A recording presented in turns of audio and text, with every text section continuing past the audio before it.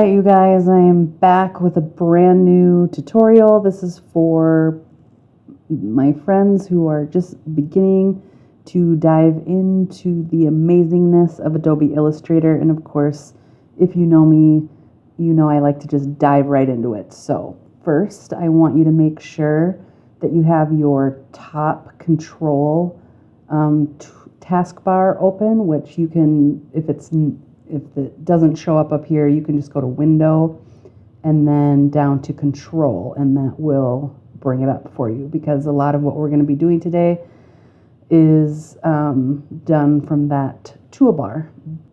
Okay, then we're going to head over to the side toolbar, and somewhere in the upper portion of your toolbar you should see a shape, either a circle, a square, a star, or a line. And you are going to right click on that to pop out all the options: rectangle, ellipse, polygon, star, line. And then we're going to just hit this arrow to pop it out so we don't have to continually click on it. And first, I'm just going to start by drawing one of each of the shapes, and just keep in mind that when you click and drag to create a shape, if you want to hold it proportionately, then you want to hold your shift key down and it keeps the proportions intact. You can do it however you want. I'm just going to get them all drawn, and you just have to click and drag.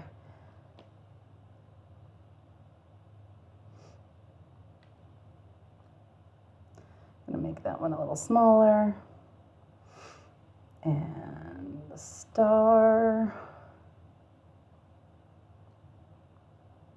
and a line. And then I'm going to click and drag and select my shapes, and I'm going to switch it so they're filled and just easier to grab when I need to. Let's start out with a square.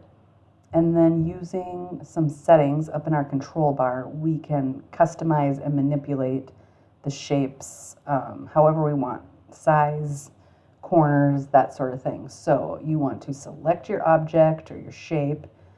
And I would say the two most important things, I mean, you can, up in the upper left, you can change the color and the stroke quickly. But I think the most important part for shapes in particular is right here in the middle where it says shape and it's underlined. This is kind of your details for each shape. So you can change the size, like you can type in an exact size, and I believe it works like you can change. Right now my standard is set to inch, but you can set it to pixels as well. And you can click this little chain link in the middle to keep the proportions the same, or unlock the proportions. And the second option down is the rotate, so we could rotate it 45 degrees, however you want to do that. And then we have corner options. And let me show you a little trick too, because yes, you can put your corner dimensions or measurements in here, or set it back to 0, or you can grab these circles.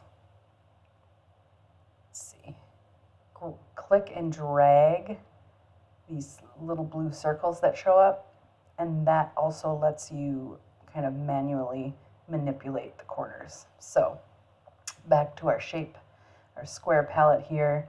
The last options are if you want to have the corner measurement scale or not scale, and then also the scale, stroke, and effects. So what that means is, let's turn this back to just an outline. So when we have scale corners and scale stroke checked, it means that if we make this bigger, it is going to keep the same proportions in the corner, and it's going to automatically up the weight of your stroke to keep it the same. But if we go back in here and uncheck those, you will see the corners stay small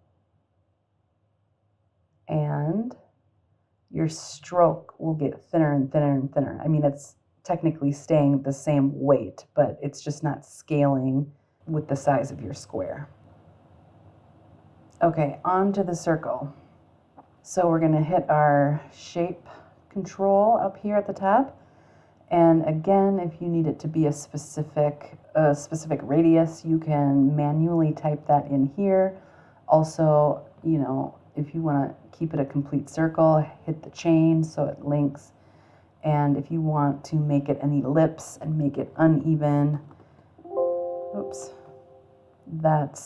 you would just type in your separate dimensions without the chain linked.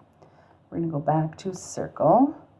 You can rotate, but then check this out. Okay, let's say you wanted to like knock out a quarter of it. We're gonna make this first one 45, hit the tab, and then come back to your shape and see how it popped out this little handlebar.